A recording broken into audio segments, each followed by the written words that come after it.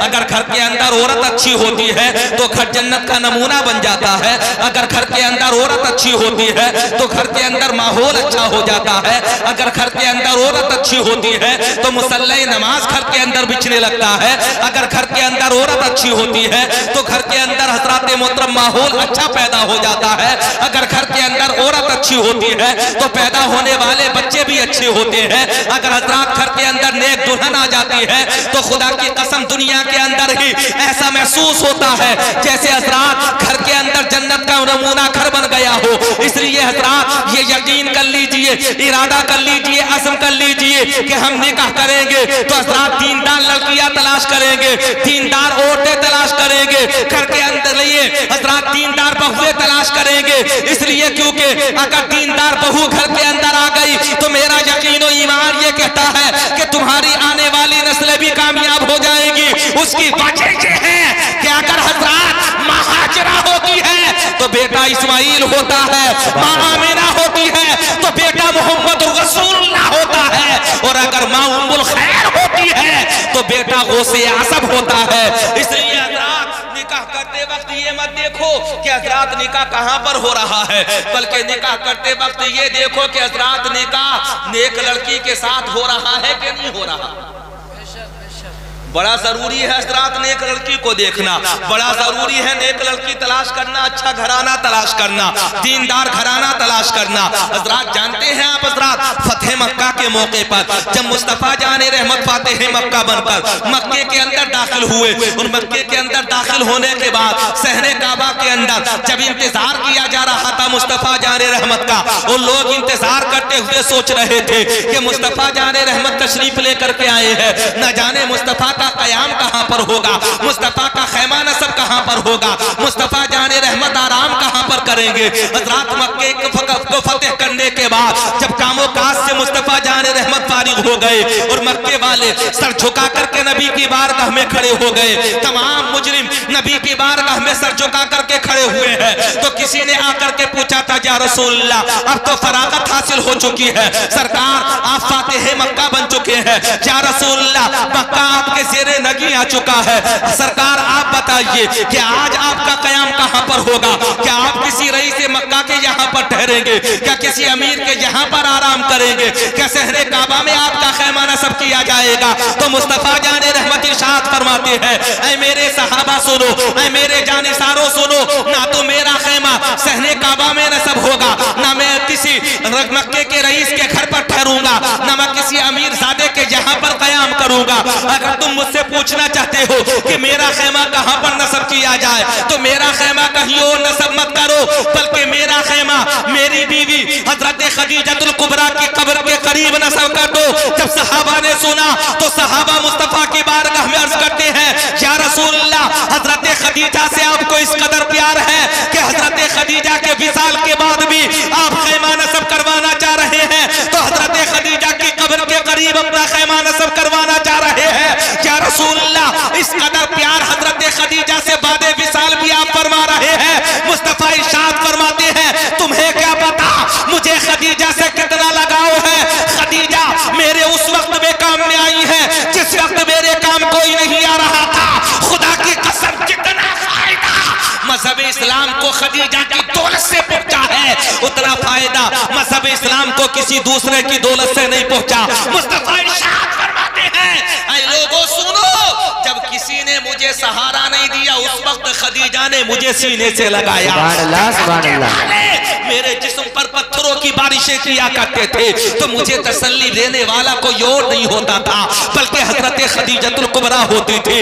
جس وقت میں اسلام کے ماننے والے بے پناہ غریب تھے، اگر کسی نے اپنے خزانوں کے منہ کھولے ہیں مذہب اسلام کے لیے تو وہ حضرت خدیجۃ الکبریٰ ہے۔ صحابہ سننے لگے حضرت خدیجہ اور مصطفیٰ جان رحمت کی محبت کے واقعات، اور جب سنے گئے تو صحابہ کی آنکھوں کے اندر آنسو آ گئے۔ حضرات تاریخ اٹھا کر کے دیکھو ایسی وفادار بیوی کہ جو ہر قدم پر مصطفیٰ کے ساتھ رہی ہو، مصطفیٰ کے سجدے غار حرا میں ہو رہے ہیں تو حضرت خدیجۃ الکبریٰ غار حرا میں مصطفیٰ کے لیے کھانا لے کر کے جا رہی ہے، مصطفیٰ فاقے سے تو حضرت خدیجہ بھی فاقے سے، مصطفیٰ کھا رہے ہیں تو حضرت خدیجۃ الکبریٰ بھی کھا رہی ہے۔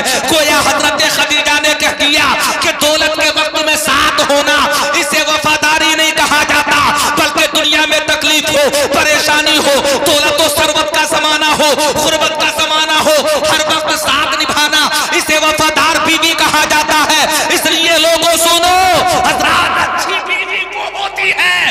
ہر قدم پر شوہر کا ساتھ دیتی ہے. بے شک سبحان اللہ ماشاءاللہ. ایسی عورتوں کا انتخاب کرو جو ہر قدم پر حضرات ساتھ دیں، جن کے اندر دینداری ہو، اللہ کا خوف ہو، جو حضرات شوہر کی اہمیت کو جانتی ہو.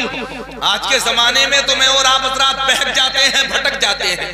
ذرا سا لالچ دیا گیا تو لالچ کی وجہ سے ایسے بہکے، ایسے بھٹکے کہ نہ خاندان دیکھا، نہ یہ دیکھا کہ دینداری ہے کہ نہیں ہے عورت کے اندر، نہ یہ دیکھا کہ حضرات شادی کے بعد انجام کیا ہوگا، حالات کیسے پیدا ہوں گے. اے لوگوں سنو، اگر واقعی تم اپنی زندگیوں کے اندر انقلاب لانا چاہتے ہو تو سنو، حضرت خدیجہ کی سیرت کو پڑھو، مصطفیٰ جان رحمت کی سیرت کو پڑھو، حضرت فاطمہ زہرا کی سیرت کو پڑھو. تب تمہیں پتا چلے گا شوہر کی وفاداری کسے کہتے ہیں، بیوی کی وفاداری کسے کہتے ہیں. حضرات تاریخ پڑھو گے تو پتا چلے گا کہ کئی دن تک فاقہ رہا، تب بھی حضرات بیویوں نے اپنے شوہروں سے شکوہ نہیں کیا، شکایت نہیں کی. آج کے زمانے کے اندر اگر وقت پر سوٹ نہ بنے تو شکوہ اور شکایت ہو جاتا ہے. حضرات محترم، اگر بھائی کی شادی کے موقع پر قیمتی لباس عورت کو نہ ملے تب شکوہ اور شکایت ہونے لگتی ہے. حضرات آج کے زمانے کے اندر اگر ایسا نمبر آ جائے کہ کسی وجہ سے کسی تہوار پر کپڑے نہ بنے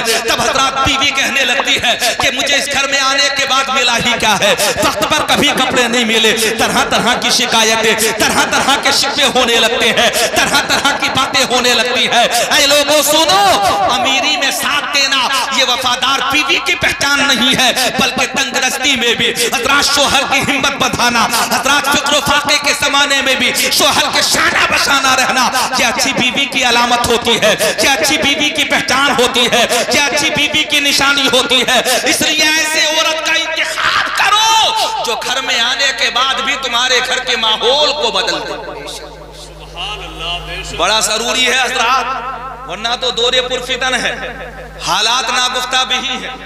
ایسے بگڑے ہوئے حالات 2 بج گئے کہ نہیں بجے صوفی جی؟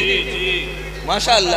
اچھا تمہارے تو ماشاءاللہ بال بھی لمبے ہوتے چلے جا رہے ہیں. اللہ تبارک و تعالیٰ تمہارے بالوں کو سلامت رکھے، تمہیں بھی سلامت رکھے. حضرات محترم، بیوی کا ایسی کا انتخاب کرو، ایسی جگہ پر رشتہ کرو کہ جہاں پر رشتہ کرنے کے بعد آنے والے وقت میں جب دلہن گھر کے اندر آئے نا تو گھر کا ماحول بدل جائے. گھر کے اندر حضرات جو بے نمازی ہو وہ بھی نمازی بن جائے. بڑا ضروری ہے. حضرات ساز و سامان آتا ہے تو وہ ختم ہو جاتا ہے. 4 ویلر آتی ہے تو حضرات 2-4 سال کے بعد 10-5 سال کے بعد وہ بھی ساتھ چھوڑ دیتی ہے. 2 ویلر آتی ہے، مہنگی موٹر سائیکلیں آتی ہے شادی کے اندر، وہ بھی حضرات محترم 2-4 سال کے بعد یا تو بک جاتی ہے یا 10-5 سال کے بعد ان کا بھی حلیہ بگڑ جاتا ہے، حالات بدل جاتے ہیں. حضرات فرنیچر آتا ہے، 15 سال کے بعد وہ بھی گھومنا شروع ہو جاتا ہے. فریج آتا ہے، 10 سال کے بعد وہ بھی خراب ہو جاتا ہے. واشنگ مشین آتی ہے شادی کے اندر، پتا چلا 5 سال کی گارنٹی ہوتی ہے، 5 سال کے بعد خراب ہو گئی تو اس نے بھی ساتھ چھوڑ دیا.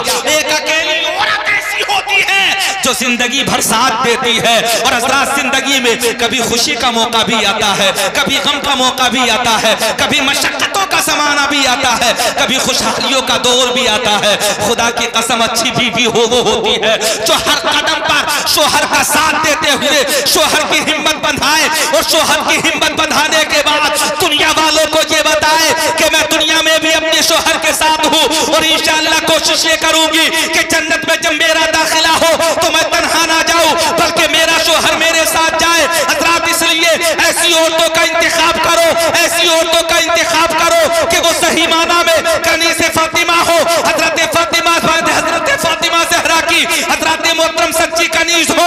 میرا یقین و ایمان یہ کہتا ہے اگر ایسی بیوی تمہیں مل گئی تو تم بھی کامیاب، تمہاری نسلیں بھی کامیاب، تمہارا گھر بھی کامیاب. اور ایسے گھر کے اندر بے برکتی پیدا نہیں ہوتی جس گھر کے اندر کنیز فاطمہ ہو. بے شک نعرہ تکبیر، نعرہ رسالت، نعرہ غوثیت، مسلک اعلی حضرت، فیضان اعلی حضرت، جشن شادی خانہ آبادی زندہ باد زندہ باد. سبحان اللہ ماشاءاللہ ماشاءاللہ. اللہ کہتا ہے کہ کوئی نہیں دیتا जितनी नेमतें मिलती हैं तुम्हें सब रब देता है, बेशक रब के अलावा कोई दूसरा नहीं देता, दे ही नहीं सकता। बल्कि एक शायर ने तो ये कहा था, नजर नजर को वो जलवे हजार देता है, गुलों को रंग चमन को बहार देता है, वो चाहता है तो फिरौन गर्क होता है, जनाबे मूसा को जिंदा गुजार देता है, जनाबे मूसा को जिंदा गुजार देता है। उसकी शान तो ये है कि हजरात वो अगर छीनने पर आए तो इज्जत भी छीन ले, वो अगर लेने पर आए तो मनसब भी ले ले,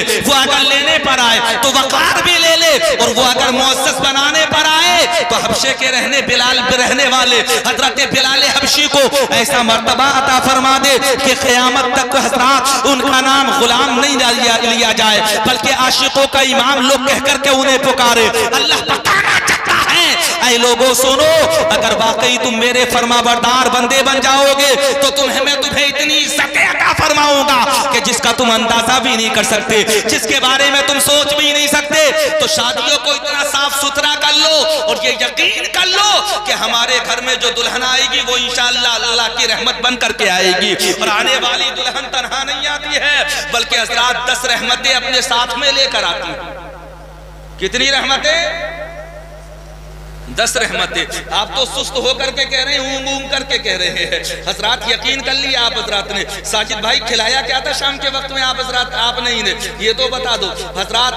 कुछ ना कुछ तो खिलाया होगा, ऐसा लग रहा है कि ज्यादा असर हो। अच्छा भी नहीं खिलाया होगा तो सुबह को तो मिल ही जाएगा। मेरे और आप हजरात के यहाँ पर अल्हम्दुलिल्लाह अच्छा खासा बिरयानी का दौर चलता है। बारात जाती है 3 बजे और 3 बजे से पहले जिसकी बारात जाती है उसका काम सही कर दें। बारात टाइम पर लेकर नहीं जाएंगे। जो बारात 1 बजे पहुंचनी चाहिए वो बारात पहुंचती है 3 बजे, और 3 बजे पहुंचेगी क्यों नहीं? जब पहले से ही खा रखी है बिरयानी तो फिर बारात तो 3 बजे जाएगी ही। अगर हजरात पेट के अंदर थोड़ा सा आते बोलती और पेट कहता कि टाइम पर बारात पहुंचनी चाहिए। अजीब हालात हैं आज के वक्त के अंदर। हजरात जो काम वक्त पर होना चाहिए वो बेवक्त काम हो रहा है। जो बारात टाइम पर जानी चाहिए उस बारात के हालात ये हो जाते हैं, कभी लहबो लैब की वजह से, कभी खेल कूद की वजह से, कभी तमाशे की वजह से, कभी नाच गाने की वजह से, कभी सिंगार की वजह से, कभी सेबो सीनत की वजह से, कभी लिबास की वजह से, और कभी दामाद के इंतजार की वजह से। बारात तो लेट होनी ही होनी है। अल्लाह माफ करे, इनके तो दामाद माशाअल्लाह हाबजी बैठे हुए हैं, लेकिन बाज दामाद भी बड़े खड़ूस हों, बड़े बड़े कमीने हों। एक दामाद से तो ऐसे पाला पड़ा, चले गए क्या कारिया जोग साहब? एक दामाद से ऐसे पाला पड़ा तो वो ये कह रहा था, बोले अगर डीजे नहीं लेकर जाओगे तो बारात में नहीं जाऊंगा। क्या कह रहा था? डीजे नहीं लेकर के जाओगे तो बारात में नहीं जाऊंगा। ऐसे दामाद हैं, अल्लाह की पनाह। हजरात किसी और जगह की बात नहीं कर रहा। जब मेरे सामने ये मैटर आया तो मैंने उन्हें बुलाया, और बुलाने के बाद मैंने कहा एक बात तो बताओ, आखिर डीजे से हासिल क्या होता है? बोले हजरत पता चल जाता है कि शादी है, अगर उदास जाते हैं, गर्दनें झुका करके जाते हैं तो खुशी महसूस ही कब होती है? खुशी तो तब लगती है जब थोड़ा सा हजरात धूम धड़ाका होता है। खुशी तो तब लगती है हजरात मोहतरम जब डीजे है। खुशी का माहौल तो तब महसूस होता है जब थोड़ा सा नाच गाना होता है। मैंने कहा नादान, तुझे पता ही नहीं कि खुशी होती क्या है। डीजे बजाना इसे खुशी नहीं कहा जाता, नाच गाना करना इसे खुशी नहीं कहा जाता, हजरात मोहतरम लहवो लैब करना इसे खुशी नहीं कहा जाता, शोर शराबा मचाना इसे खुशी नहीं कहते हैं। दोस्तों के साथ कूदना हजरात गलियों के अंदर, रास्तों के अंदर शोर शराबे का माहौल पैदा करना इसे खुशी नहीं कहा जाता। बल्कि अगर खुशी देखना चाहते हो तो सुनो, खुशी वो होती है जो अल्लाह तबारक व तआला अता फरमाता है। कहीं ऐसा ना हो कि तुम डीजे बजाओ और तुम्हारे घर में अल्लाह माफ करे ऐसी औरत आ जाए जो जिंदगी भर तुम्हारा डीजे बजाए, तब क्या होगा?